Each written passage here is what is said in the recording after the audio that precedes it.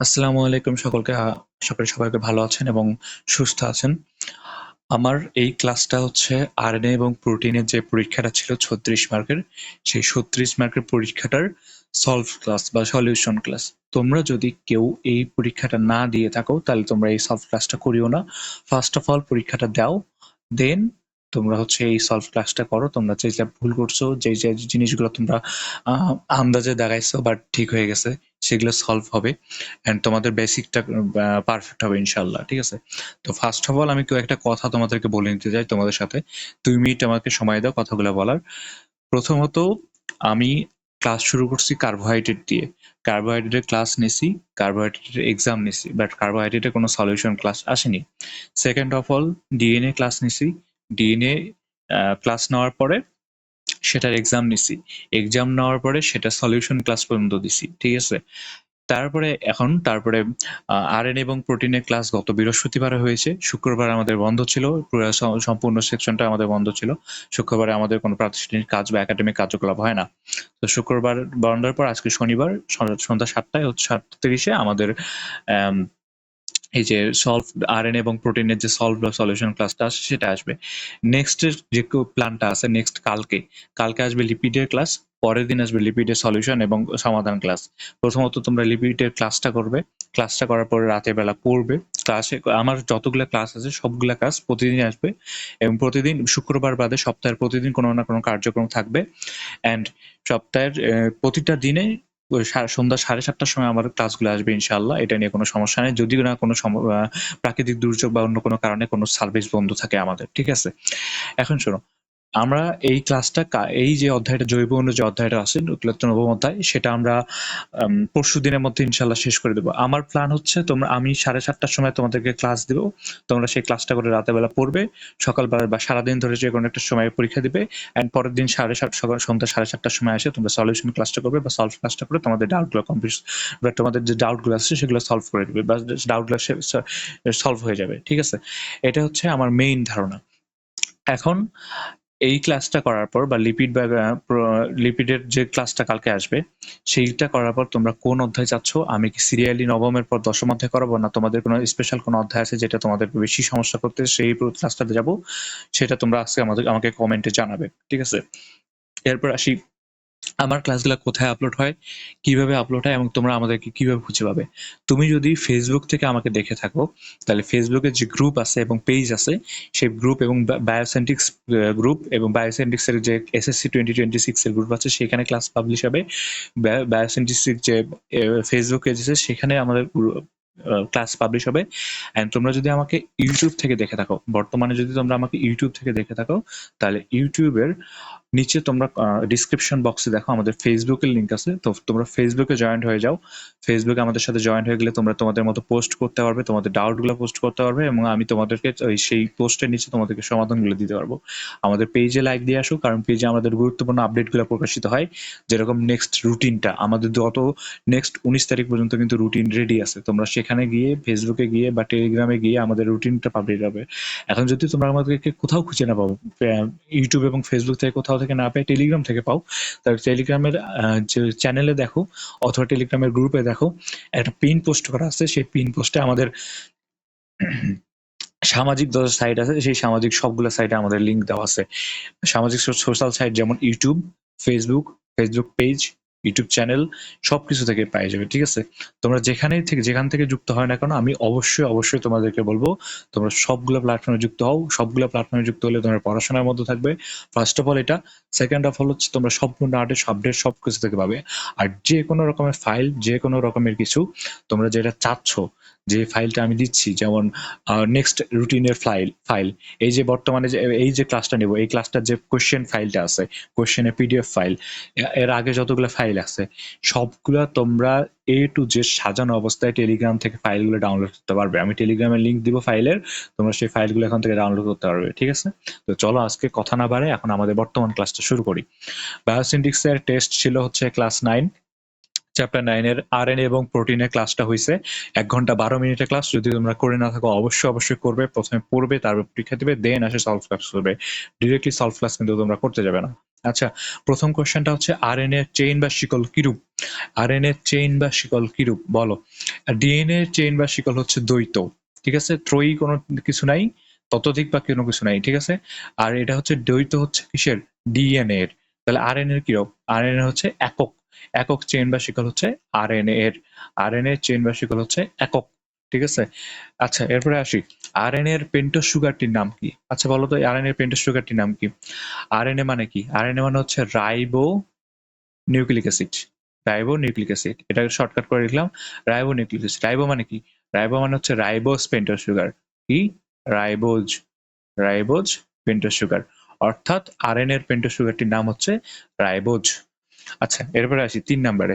RNA কিসের বদলে uracil থাকে? বলো। কিসের বদলে ইউরাসিল থাকে? আমরা জানি নাইট্রোজেন বেস সমূহকে মূলত ২ ভাগে ভাগ করা যায়।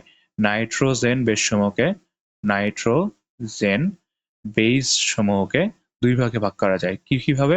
একটা হচ্ছে পিউরিন, আর একটা হচ্ছে কি? পাইরিমিডিন। বানানটা একটু ভুল হইতে পারে। তোমরা একটু দেখে নিও বা বুঝে নিও যে পাইরিমিডিন আমি এখানে লিখতেছি। পিউরিনের মধ্যে কি কি থাকে? পিউরিনের মধ্যে থাকে হচ্ছে অ্যাডেনিন এবং গুয়ানিন। পাইরিমিডিনের মধ্যে থাকে কি? থাইমিন এবং সাইটোসিন। ঠিক আছে? তো এটা হচ্ছে ডিএনএ এর ক্ষেত্রে, ডিএনএ এর ক্ষেত্রে এগুলো থাকে। আরএনএ এর ক্ষেত্রে কি হয়? আরএনএ এর ক্ষেত্রে সাইটোসিনের থাইমিনের বদলে, আরএনএ এর ক্ষেত্রে থাইমিনের বদলে ইউরাসিল থাকে। আরএনএ এর ক্ষেত্রে কি থাকে?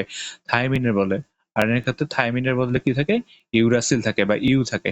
ইউরাসিল বা ইউরাসিল থাকে, ঠিক আছে? এটা ইউরাসিল একটা নাইট্রোজেন বেস যেটা চক্র ১, যেহেতু চক্র ১ রকমের সেটা হচ্ছে পাইরিমিডিন। পিউরিনের চক্র কয়টি? পিউরিনের চক্র হচ্ছে ২টি। পিউরিনের ২টি চক্র থাকে, ঠিক আছে? আর পাইরিমিডিনের চক্র হচ্ছে একটি, একটি চক্র থাকে, ঠিক আছে?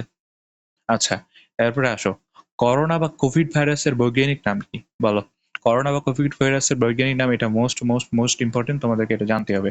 এটা হচ্ছে SARS CoV two, SARS CoV two, ঠিক আছে? সার্চ সার্স কোভি টু, এটা হচ্ছে আমাদের করোনা বা কোভিড ভাইরাসের করোনা ভাইরাসের বৈজ্ঞানিক নাম। এটা তোমরা বইয়ে পাই যাবে। তোমাদেরকে যদি বই এখান থেকে দেখাই দিই আমি, তাহলে তোমরা বই এখান থেকে দেখতে পারবে যে দেখো কোভিড ভাইরাসের বৈজ্ঞানিক নাম হচ্ছে সার্স কোভি টু, যেখানে কি ডিএনএ অনুপস্থিত থাকে। কোভিড ভাইরাসে ডিএনএ অনুপস্থিত থাকে, ঠিক আছে? এরপরে আসো। কোভিড ভাইরাস একটি কি ভাইরাস? কোভিড ভাইরাসে যেহেতু ডিএনএ অনুপস্থিত থাকে, ডিএনএ কি থাকে? কোভিড ভাইরাস ডিএনএ অনুপস্থিত থাকে, ডিএনএ থাকে না। তাহলে কি? অবশ্যই আরএনএ থাকবে, কারণ যে কোনো যে কোনো জৈব বস্তুর, যে কোনো জীব বস্তুর হয় ডিএনএ থাকবে, হয় ডিএনএ থাকবে, ঠিক আছে? নয়তোবা আরএনএ থাকবে। দুটা একসাথে কখনো থাকে না। জৈবিক বস্তু হিসাবে বা বংশগত বস্তু হিসেবে হয় ডিএনএ থাকবে, নয় আরএনএ থাকবে। যেহেতু বলে দিছে আমাদের বইয়ে যে কোভিড ভাইরাস এর ডিএনএ অনুপস্থিত, তাহলে কি থাকবে? অবশ্যই আরএনএ থাকবে। অর্থাৎ কোভিড ভাইরাস বা সার্স কোভি টু একটা আরএনএ ভাইরাস, ঠিক আছে? তো এটা রাইট অ্যান্সার হচ্ছে আরএনএ। এরপর আসো নেক্সট কোয়েশ্চেনে। আরএনএ ভাইরাসের ক্ষেত্রে আরএনএ কি হিসেবে কাজ করে? আরএনএ ভাইরাসের ক্ষেত্রে আরএনএ কি হিসেবে কাজ করে? এটা আমাদের বইয়ে সুন্দর করে দেওয়া আছে। কি হিসেবে কাজ করে?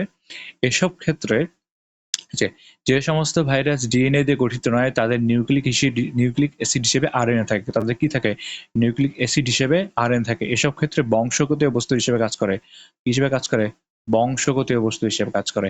এখন দেখো, এখানে আমি একটু ট্রিক্স দিছি।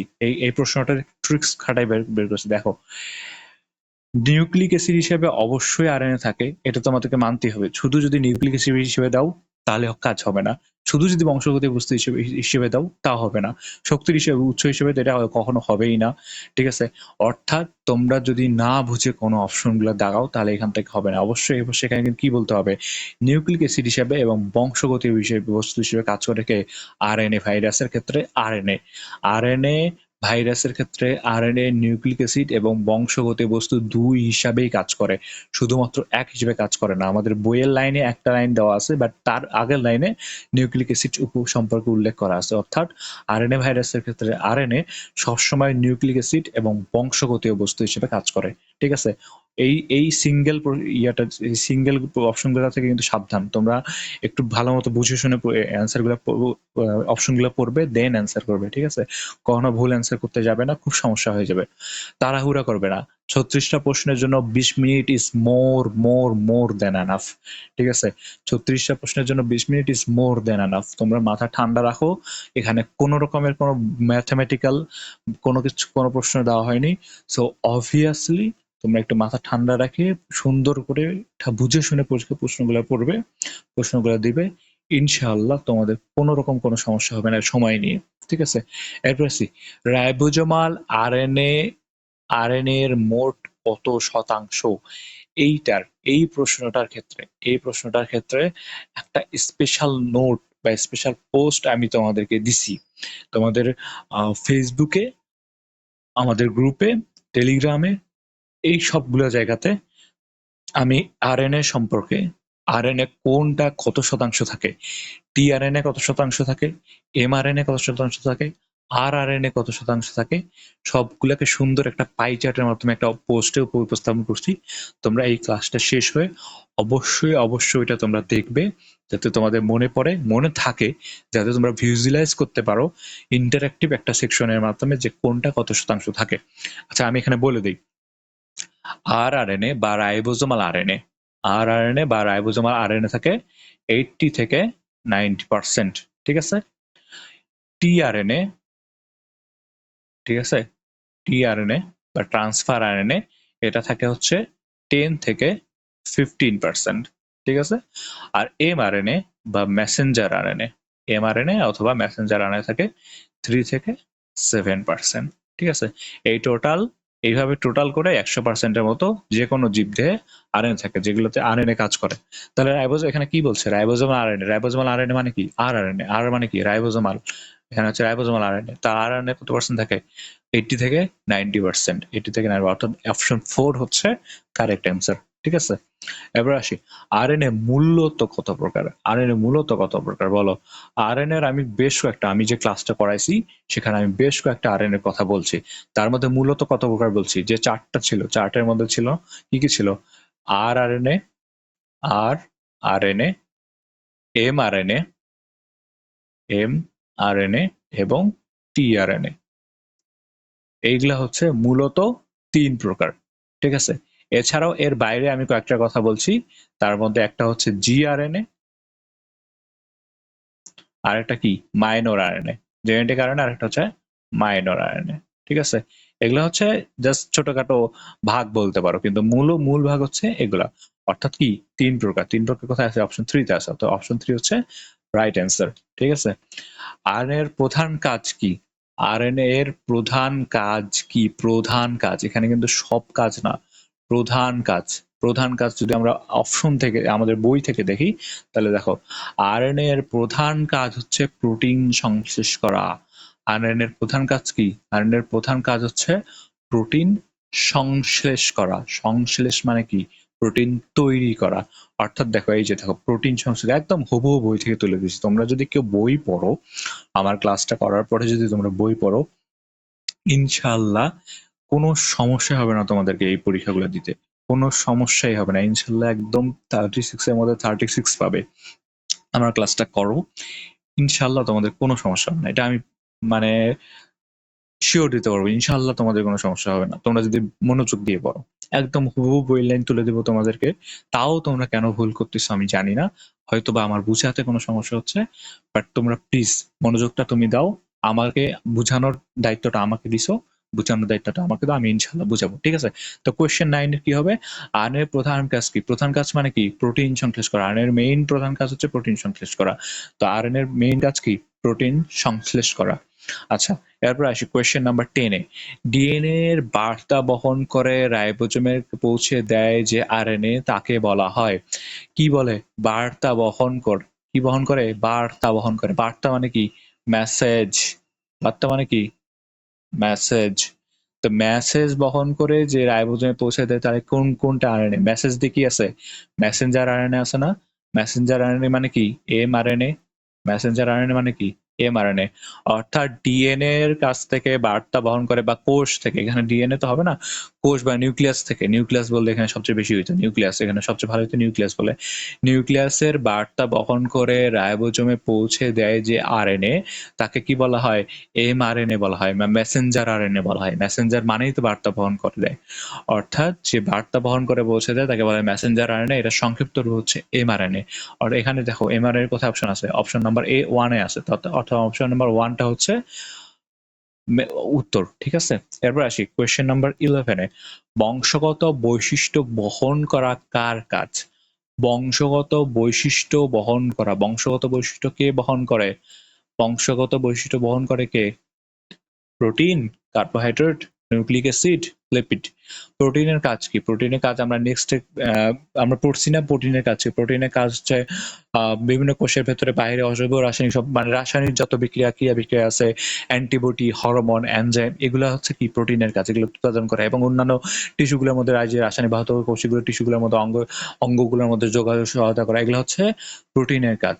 বাট যদি আমরা বলি কার্বোহাইড্রেট এর কাজ হচ্ছে দেহে তাপশক্তি প্রদান করা, গ্লুকোজের শক্তি প্রদান করা, পেশি শক্তি প্রদান করা, এগুলো হচ্ছে কার্বোহাইড্রেটের কাজ।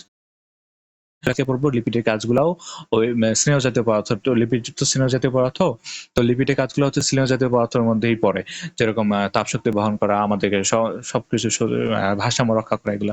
এখন দেখো বংশগত বৈশিষ্ট্য কি? বংশগত বৈশিষ্ট্য বলতে কি বোঝায় বলতো?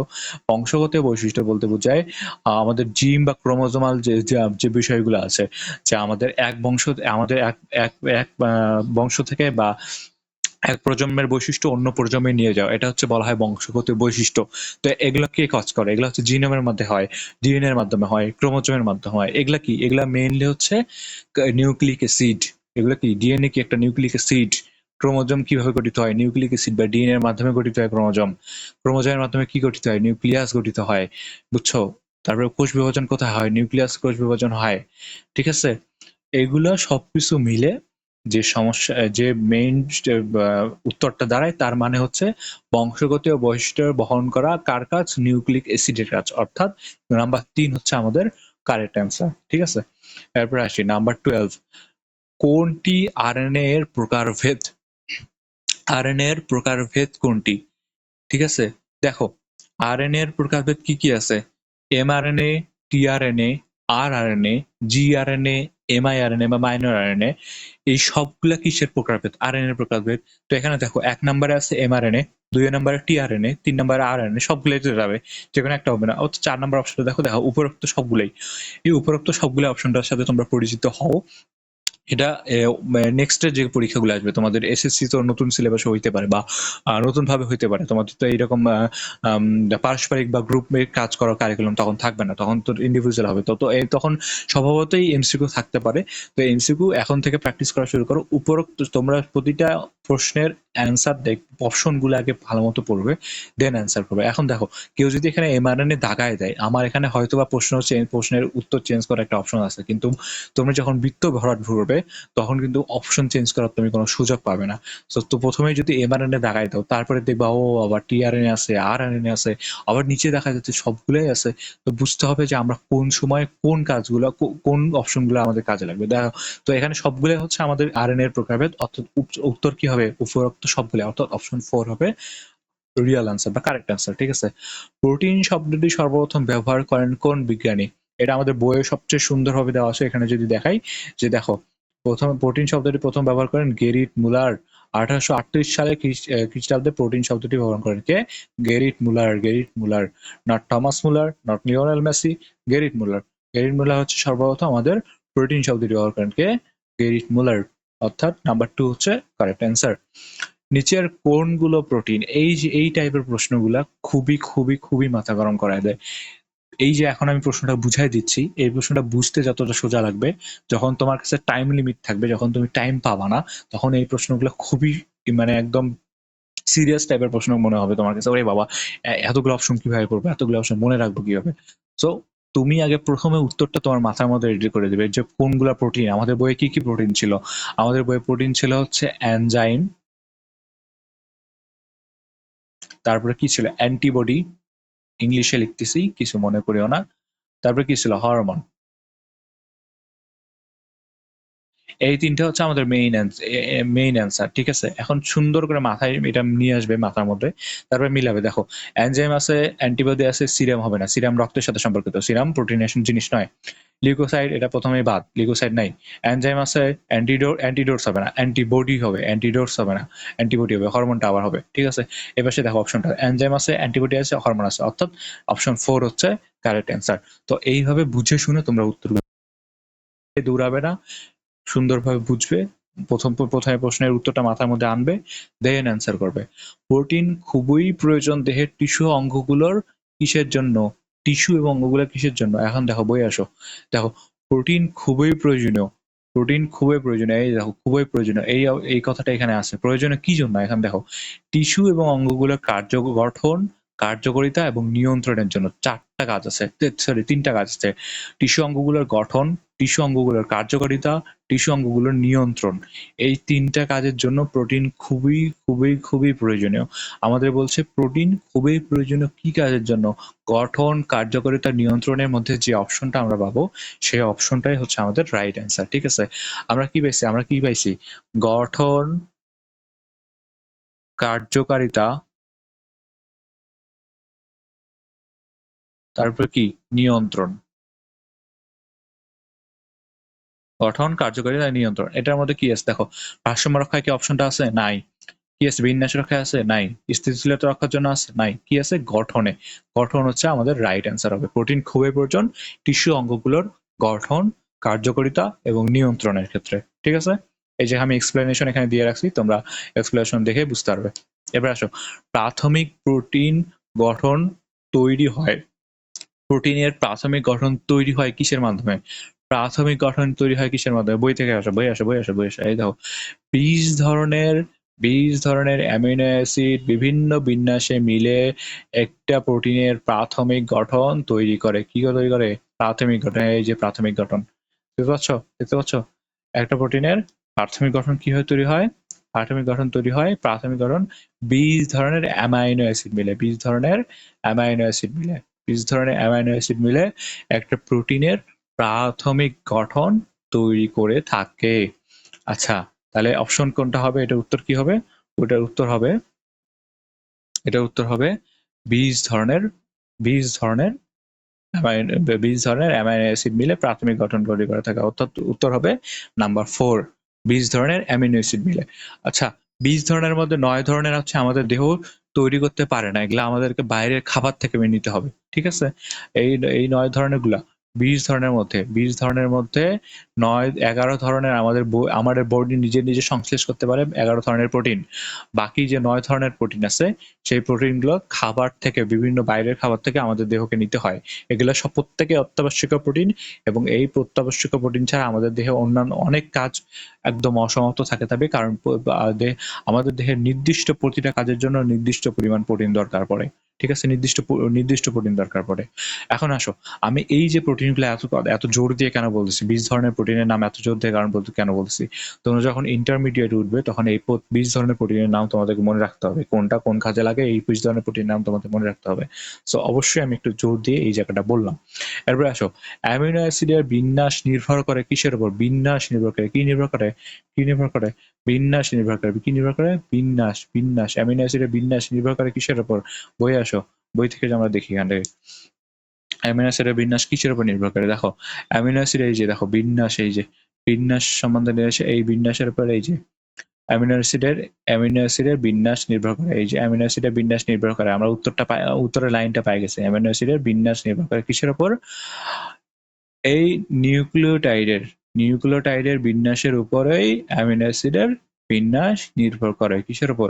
নিউক্লিওটাইডের নিউক্লিওটাইডের নিউক্লিওটাইডের বিন্যাসের উপর, নিউক্লিওটাইডের বিন্যাসের উপর আমাদের অ্যামিনো অ্যাসিডের বিন্যাস নির্ভর করে। তাহলে কি হবে? উত্তর কি হবে? উত্তর হবে তাহলে নিউক্লিওটাইডের। উত্তর কি হবে? নিউক্লিওটাইডের বিন্যাসের উপর। আচ্ছা দেখো, এখানে দুইটা বিষয় আছে, একটা আছে নিউক্লিওসাইড, হুম, একটা আছে নিউক্লিওসাইড, আর একটা আছে নিউক্লিওটাইড। তো কোনটা কি? এটা যদি আমি ডিরেক্টলি তোমাদেরকে বুঝাতে চাই, প্রথমত নিউক্লিওটাইড এবং নিউক্লিওসাইড সম্পর্কে আমি তোমাদেরকে প্রচুর ভাবে বুঝাইছি। অ্যান্ড এর আগের ক্লাসে সলভ ক্লাসে তো বুঝাইছি, ডিএনএ আরএনএ সময়ও বুঝাইছি। এর একটা পেন্টোজ সুগার, কি সুগার? পেন্টোজ। কোন পেন্টোজ সুগার আমরা জানি না, পেন্টোজ সুগার। এটা একটা 5 কার্বন বিশিষ্ট পেন্টোজ সুগার। এটার সাথে কি থাকে? যুক্ত থাকে 1 প্রাইম কার্বনে যুক্ত থাকে হচ্ছে নাইট্রোজেন বেস। নাইট্রোজেন বেস, আমি শর্টকাটে লিখলাম এনবি, নাইট্রোজেন বেস। ঠিক আছে, এখন এই যে গঠনটা দেখতে পাচ্ছ, এই গঠনটাকে বলা হয় হচ্ছে নিউক্লিওসাইড। এই পুরো গঠনটাকে, অর্থাৎ পেন্টোজ সুগারের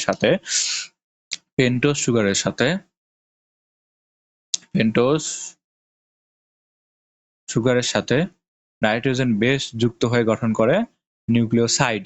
ঠিক আছে, এটাকে বলা হয় নিউক্লিওসাইড।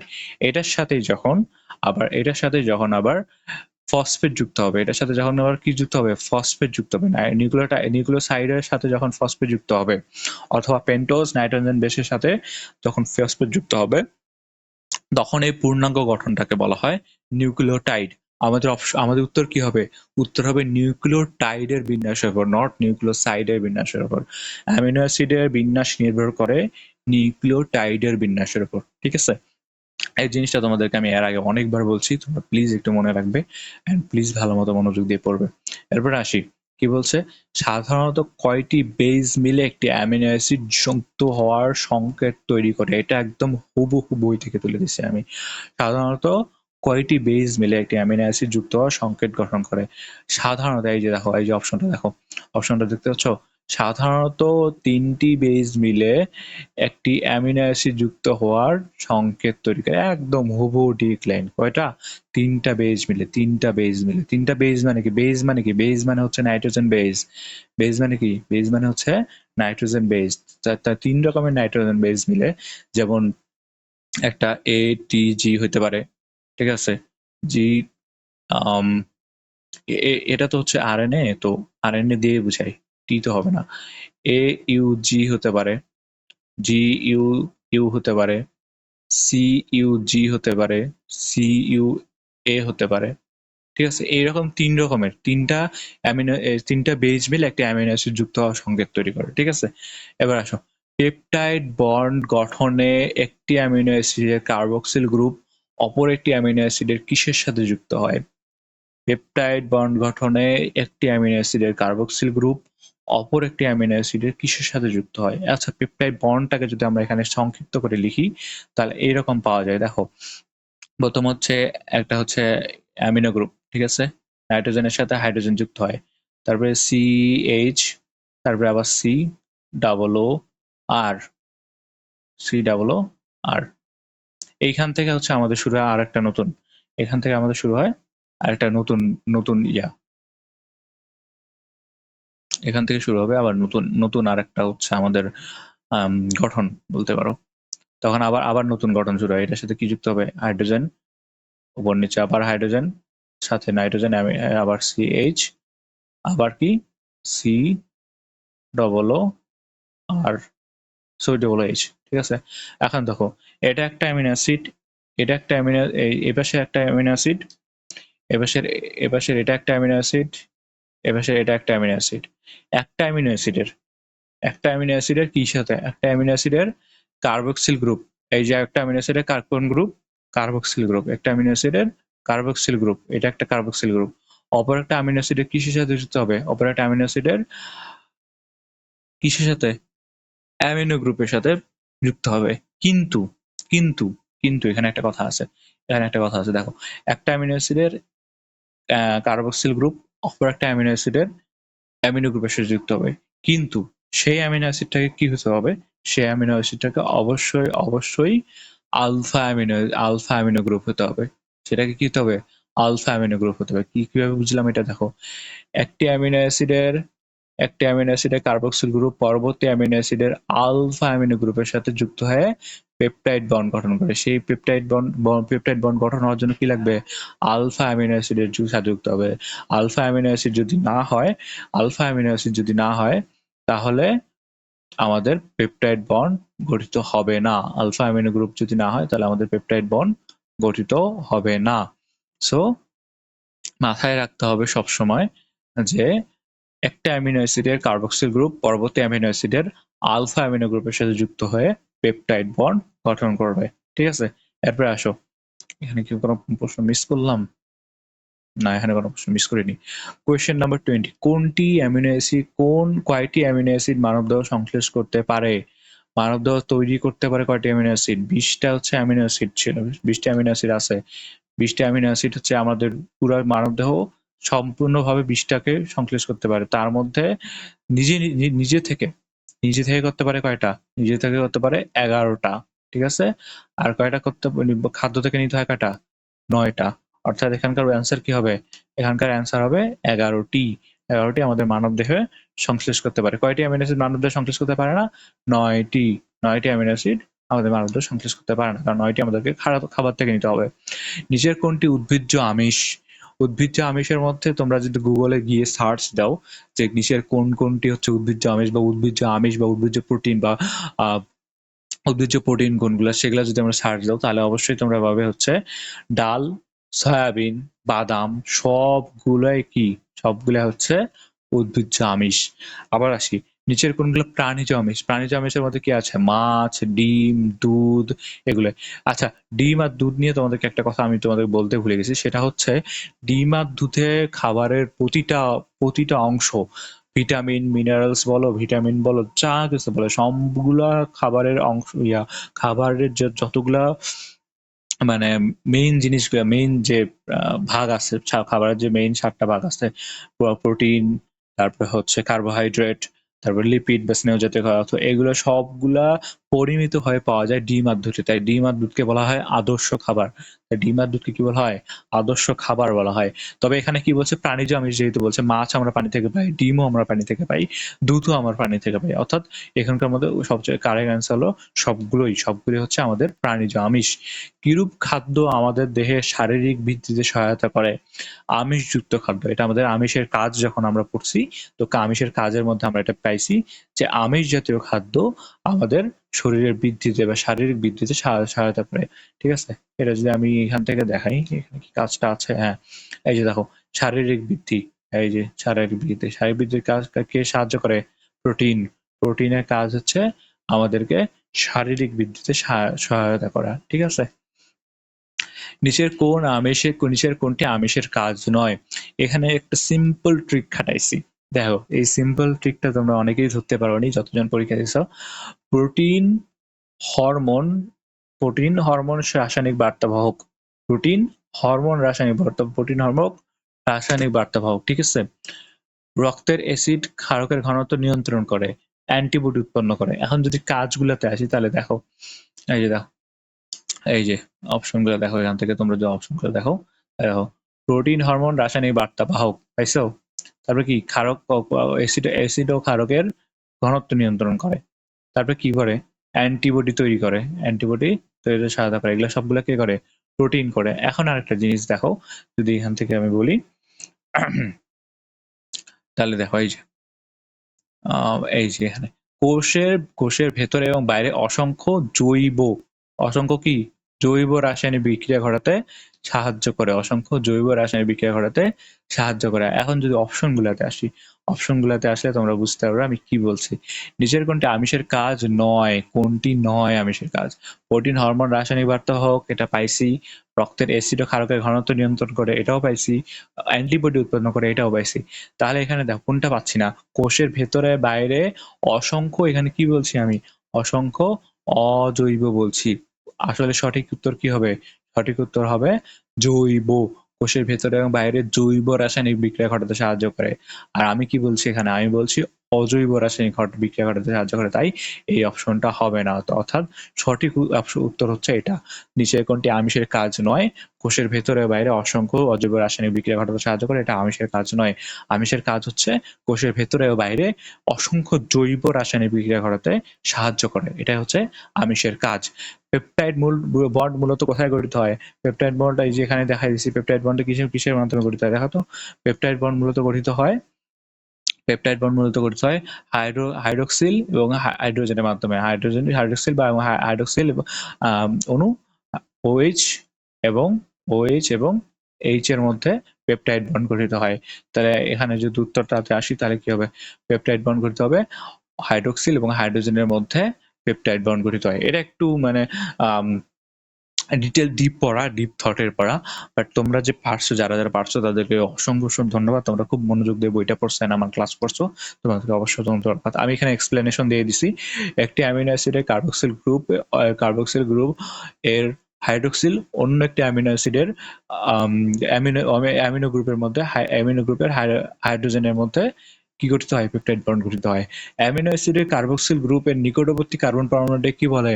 আলফা কার্বন বলে। আলফা কার্বন, এটা তোমাদেরকে আমি ক্লাসে খুব সুন্দর করে বুঝাইছি যে অ্যামিনো অ্যাসিডের কার্বক্সিল গ্রুপের নিকটবর্তী যে কার্বন গ্রুপটা আছে, যে কার্বক্সিল গ্রুপটা আছে, তার যে নিকটবর্তী কার্বন পরমাণুটা আছে তাকে বলা হয় আলফা কার্বন। এই নিকটবর্তী আলফা কার্বনের সাথে যদি অ্যামিনো অ্যাসিড বা অ্যামিনো গ্রুপ যুক্ত থাকে তাহলে সেটাকে বলা হয় আলফা অ্যামিনো অ্যাসিড।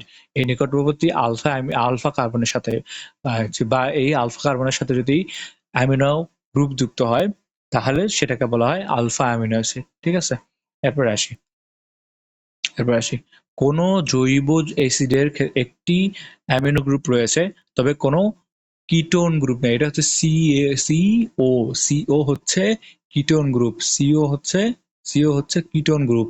আর কার্বক্সিল গ্রুপ কি? সরি, COOH এটা কি? Carboxylic group. ঠিক আছে, নামটা একটু ভুল হতে পারে আমার, বাট এটা হচ্ছে কিটোন গ্রুপ। ঠিক আছে, তো কোনো একটি গ্রুপের কোনো একটি জৈব অ্যাসিডের অ্যামিনো গ্রুপ আছে তবে কোনো কিটোন গ্রুপ নেই, তাহলে সেটা অ্যামিনো অ্যাসিড হতে পারবে কি? অবশ্যই হতে পারবে, তবে একটি কার্বক্সিলিক গ্রুপ থাকতে হবে। COOH গ্রুপ থাকতে হবে। কারণ কিটোন গ্রুপ সিও হলো কিটোন গ্রুপ। ঠিক আছে, সিও হলো কিটোন গ্রুপ। এটার সাথে অ্যামিনো অ্যাসিডের কোনো সম্পর্কই নেই। আর এখানে আরেকটা অপশন দেখছো যে পারবে, তবে কোবাল্ট অক্সাইড, এটা হচ্ছে কোবাল্ট অক্সাইডের সংখ্যা। সি কি বলবো, COO আর কি। সিও তো হচ্ছে কোবাল্টের, আর ও তে অক্সিজেন। তো কোবাল্ট অক্সাইড, এটা হচ্ছে সিও হচ্ছে কোবাল্ট অক্সাইড। এটির সাথে অ্যামিনো অ্যাসিডের কোনো সম্পর্ক নাই। অর্থাৎ কোনো একটা অ্যাসিডে যদি একটা অ্যামিনো গ্রুপ থাকে, যে কোনো একটা জৈব অ্যাসিডে যদি একটা অ্যামিনো গ্রুপ থাকে, একটা কার্বক্সিলিক গ্রুপ থাকে, তাহলে দুইটা মিলে একটা যেটা গঠিত হবে তাকে বলা হবে আমাদের অ্যামিনো অ্যাসিড। ঠিক আছে, তো অ্যামিনো অ্যাসিডের জন্য অ্যামিনো অ্যাসিড গ্রুপে থাকতে হবে, কার্বক্সিল গ্রুপে থাকতে হবে, কার্বক্সিল গ্রুপে থাকতে হবে। তো এখানে বলছে অ্যামিনো গ্রুপে আছে, কিন্তু আমাদের কার্বক্সিল গ্রুপের কথা প্রশ্নে বলেনি। আমাদের উত্তরে বলছে কি যে পারবে, তবে একটি কার্বক্সিল গ্রুপ থাকতে হবে, তাহলেই পারবে একটা আমাদের জৈব অ্যামিনো অ্যাসিড গঠন করতে পারবে। ঠিক আছে, এবার আসি টিএমবি তে কোনটি রয়েছে। এটা আমার ক্লাসের পড়া। টিএমবি তে কোনটি রয়েছে? টিএমবি তে হচ্ছে জেনেটিক বস্তু হিসেবে জিআরএনএ জেনেটিক বস্তু হিসেবে টিএমবিতে জিআরএনএ রয়েছে। ঠিক আছে, টিএমবিতে জিআরএনএ রয়েছে। এটা যদি ক্লাস না করো তাহলে এটা তোমরা পাবে না। তো অবশ্যই আগে ক্লাসটা করবে, দেন তো পরীক্ষা দিবে, তাই না? এমআইআরএনএ এর কাজ কি? এমআইআরএনএ বা মাইনর আরএনএ এর কাজ হচ্ছে এনজাইমের কাঠামো গঠন করা। এটাও ক্লাসের পড়া। এটাও একদম ডিরেক্টলি ক্লাস থেকে দিয়ে দিছি আমি, যে এমআইআরএনএ বা মাইনর আরএনএ কাজ কি। এমআইআরএনএ বা মাইনর আরএনএ এর কাজ হচ্ছে এনজাইম কাঠামো তৈরি করা। ঠিক আছে, এরপর আসি স্থায়ী আরএনএ ও প্রোটিন একত্রে মিলিত হয়ে গঠন করে কি?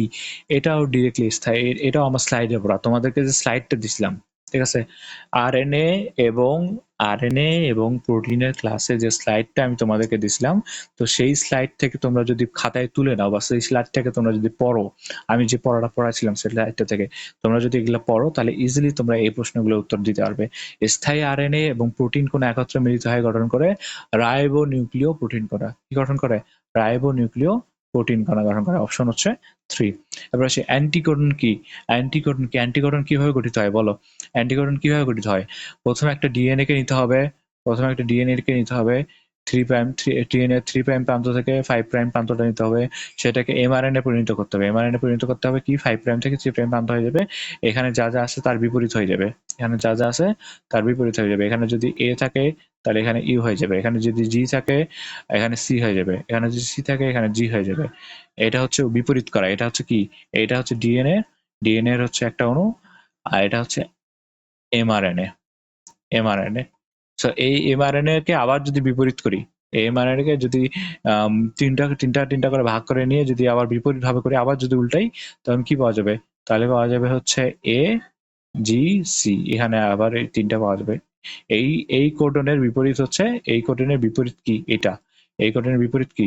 এটা। তার মানে এটা হচ্ছে অ্যান্টিকোডন। বিপরীত মানে কি? বিপরীত মানে হচ্ছে অ্যান্টি। অ্যান্টি মানে বিপরীত। অ্যান্টিকোডন। তার মানে এমআরএনএ এর বিপরীত কণা হচ্ছে অ্যান্টিকোডন কণা। কি? এমআরএনএ এর বিপরীত কণা। এমআরএনএ এর বিপরীত কণা হচ্ছে অ্যান্টিকোডন কণা। ঠিক আছে? এরপরে আসি। কোডন 1 AUG, কোডন 2 ACG, এগুলোর অ্যান্টিকোডন কোনটি? আচ্ছা, কোডন 1 এ কি বলছে? AUG, কোডন 2 কি বলছে? ACG। আচ্ছা, যদি আমরা এইভাবে বুঝি যে এটা কি বলছে? AUG, আবার একটা কোডন বলছে, সেটাকে কি বলছে? ACG। এবার আমরা উত্তরটা বের এবার অ্যান্টিকোডন, এটাকে উল্টাই দিতে হবে। এই তিনটাকে এইগুলাকে উল্টাই দিতে হবে। এগুলাকে উল্টাই দিলে আমরা কি পাবো? এর বদলে কি পাবো? এর বদলে পাবো ইউ। ইউ এর বদলে কি পাবো? ইউ এর বদলে পাবো এ। যেহেতু আরএনএ সেহেতু এখানে থাইমিন থাকবে না, তাই থাইমিনের বদলে কি থাকবে? ইউরাসিল থাকবে। ইউরাসিল মানে কি? ইউ। টি এর বদলে ইউ হবে। জি এর বদলে কি হবে? সি। এবার অ্যান্টিকোডন জি, অ্যান্টিকোডন 2 এ আসি। এর বদলে কি হবে? ইউ। সি এর বদলে কি হবে? জি। আর জি এর বদলে হচ্ছে সি। অর্থাৎ এই অপশনটা যেখানে পাবো, এই অপশনটা যেখানে পাবো, এই অপশনটা যেখানে পাবো, সেটা হচ্ছে আমাদের উত্তর। দেখো এখানে প্রথমে কি আছে? টি। টি হচ্ছে আরএনএ তে থাকবে না, এটা প্রথমে বাদ। তারপর কি আছে? ইউ আছে, এ আছে, সি আছে, পাইছি। আবার ইউ সি সি, এখানে ইউ সি, এখানে হবে জি সি। জি হবে এটা, তার মানে এটাও বাদ। এরপর আসি অ্যান্টিকোডন 4 নম্বর অপশনে আছে। দেখো ইউএসসি পাইলাম, ইউএসসি পাইছি। আবার অ্যান্টিকোডন কি আছে? ইউজি, এখানে সি হবে, সি এর বদলে জি দেওয়া আছে, এটাও হবে না। আর 3 নম্বর অপশনে দেখো ইউএসসি পাইছি, ইউজিসি পাইছি, অর্থাৎ 3 নম্বর অপশনটা হচ্ছে আমাদের কারেক্ট অ্যান্সার। ঠিক আছে? এরপরে আসি অ্যান্টিকোড, আবার সেম সেম প্রশ্ন। এই প্রশ্নটা তোমরা যদি এর আগের প্রশ্নটা যদি বুঝে থাকো, এই প্রশ্নটা তোমরা ইজিলি বুঝতে পারবে। ঠিক আছে? আমরা জাস্ট এখানে মুখে মুখে করি। সি এর বদলে কি পাবো? সি এর বদলে পাবো হচ্ছে জি। ইউর বদলে কি পাবো? ইউর বদলে পাবো এ। আর সি এর বদলে আবার কি পাবো? আবার পাবো জি। এটা প্রথম কোডন গেল। এবার দ্বিতীয় কোডন, জি এর বদলে কি পাবো? সি। এর বদলে পাবো ইউ, আবার পাবো ইউ। এবার এইটা যেখানে মিলবে সেটাই হচ্ছে আমাদের উত্তর। তো এটা মিলছে কোথায়? জি এ জি, সি ইউ ইউ, অর্থাৎ 4 নম্বর অপশনটা হচ্ছে আমাদের রাইট অ্যান্সার। ঠিক আছে? তোমরা উপর এই পদ্ধতিটা জানলে ইজিলি তোমরা কোনটা কোনটা বিপরীত সেটা বের করতে পারবে। এমআরএনএ তৈরি করতে ডিএনএ কোন শক্তিটি ব্যবহৃত হয়? এমআরএনএ ব্যবহার করতে ডিএনএ এর 3 প্রাইম থেকে 3 প্রাইম থেকে 3 প্রাইম থেকে 5 প্রাইমের দিকে যে সূত্রটাকে আছে সেই সূত্রটি ব্যবহৃত হয়। ঠিক আছে? তো এখানে দেখো 3 প্রাইম থেকে 5 প্রাইম অপশন কি আছে? 3 প্রাইম থেকে 5 প্রাইম হচ্ছে এই যে 2 নম্বর অপশনটা আছে। তবে এখানে আরেকটা বুদ্ধি করছি আমি এখানে। দেখো 3 প্রাইম থেকে 5 প্রাইম হবে, তবে কি হবে? ডিএনএ এর বদলে আরএনএ। এটা কি কখনো সম্ভব? না, কারণ ডিএনএ থেকে আরএনএ তৈরি হয় কি কোন পদ্ধতির মাধ্যমে? ট্রান্সক্রিপশন পদ্ধতির মাধ্যমে। ট্রান্সক্রিপশন পদ্ধতির মাধ্যমে ডিএনএ সূত্র থেকে আরএনএ সূত্র, ডিএনএ থেকে আরএনএ এমআরএনএ পাওয়া যায়। অর্থাৎ এখানে ডিএনএ ব্যবহৃত হবে এবং ডিএনএ 3 প্রাইম থেকে 5 প্রাইম সূত্রটি ব্যবহৃত হবে। এবার আসি শেষ প্রশ্ন। ডিএনএ থেকে এমআরএনএ তৈরি প্রক্রিয়ার নাম কি? ট্রান্সক্রিপশন। ট্রান্সক্রিপশন, এটা মোস্ট মোস্ট মোস্ট ইম্পর্টেন্ট একটা মোস্ট ইম্পর্টেন্ট একটা প্রশ্ন, যে ডিএনএ থেকে এমআরএনএ তৈরির প্রক্রিয়ার নাম হচ্ছে ট্রান্সক্রিপশন প্রক্রিয়া। আচ্ছা, ক্লাসটা সলিউশন ক্লাস বা সলভ ক্লাস এখানেই শেষ। তোমরা যারা মেইন ক্লাস করো নেই, তাও এই ক্লাসটা করতেছো, তোমাদেরকে কিছু বলার নেই। তাও তোমরা তোমাদের হয়তো বা ওইটা পড়া আছে, তোমরা এক্সামটা দিয়ে করতে সমস্যা নেই, কোনো ব্যাপার না। তোমরা এখানে যারা যেগুলো আনকমন প্রশ্ন পাচ্ছ সেগুলোর জন্য হলেও তুমি প্লিজ আমার ওই ক্লাসটা দেখিও। আর যদি একেবারে দেখতে না চাও, টেলিগ্রাম গ্রুপে ওই ক্লাসের কিছু স্লাইড যদি দেওয়া থাকে তাহলে আমি সেই স্লাইডগুলো দিয়ে রাখবো টেলিগ্রাম গ্রুপে। আর এইখানে যতটা দেখতে পাচ্ছ, এখানে যে বইয়ের পেজ সহ যে কোয়েশ্চেনটা আছে, এই কোয়েশ্চেন পেপারে পুরোপুরি স্লাইডটা তোমাদেরকে আমি দিয়ে দেবো ফ্রি স্লাইড। তোমাদেরকে এটার জন্য আমার টেলিগ্রামে জয়েন হতে হবে। টেলিগ্রাম চ্যানেলে অথবা টেলিগ্রাম গ্রুপে যদি জয়েন হও তোমরা, তাহলে এই পুরো সম্পূর্ণ স্লাইডটা, পুরো কোয়েশ্চেনের স্লাইডটা তোমরা ফ্রিতে পেয়ে যাবে, একদম স্পষ্ট স্লাইড। তোমরা পরবর্তীতে দেখে নিতে পারবে এটা রিভাইজের জন্য। আর এই তোমরা ক্লাসগুলো করো। নেক্সট কালকে লিপিডের ক্লাস আছে, কালকে সন্ধ্যা 7টায় তোমাদের লিপিডের ক্লাস আছে। তোমরা সন্ধ্যা 7টায় 7:30টায় সন্ধ্যা 7:30টায় লিপিডের ক্লাসের জন্য আসিও। ইনশাল্লাহ লিপিডটা অনেক সুন্দরভাবে বুঝাবো। আর অনেক কিছু আপডেট করছি আমি। ইন্টারেক্টিভ ক্লাস, আমি ক্লাসটাকে যতটা পারতেছি ইন্টারেক্টিভ ক্লাস করাটা ট্রাই করতেছি। তোমরা যেন অনেক বেশি মনোযোগ ধরে রাখতে পারো ক্লাসের মধ্যে, যে বোরিং ক্লাস যেন না হয়। ঠিক আছে? তো আমি ক্লাসগুলোকে ইন্টারেক্টিভ করার ট্রাই করতেছি। আমার এটা প্ল্যাটফর্মটা একেবারেই নতুন, আমার এখনো পর্যন্ত 1 সপ্তাহ হয় নাই।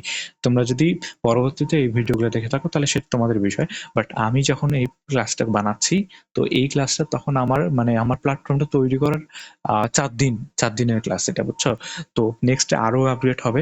তোমরা যদি এই ১-২ বছর পর আমার এই ভিডিওগুলো দেখে থাকো, তার মানে বুঝিও যে এই ক্লাসগুলো আরো আপগ্রেড হইছে। তোমরা আমার প্রতি ট্রাস্ট রাখতে পারো। আমার ক্লাসগুলো বেস্ট কোয়ালিটি করার ট্রাই করব আমি। কোনো রকম কোনো সমস্যা হবে না। আমার ক্লাস নিয়ে তোমাদের ইনশাআল্লাহ কোনো রকম কোনো সমস্যা হবে না। ঠিক আছে? তো আজকে এই পর্যন্তই। ইনশাআল্লাহ পরবর্তী ভিডিওতে তোমাদের সাথে দেখা হবে। আসসালামু আলাইকুম।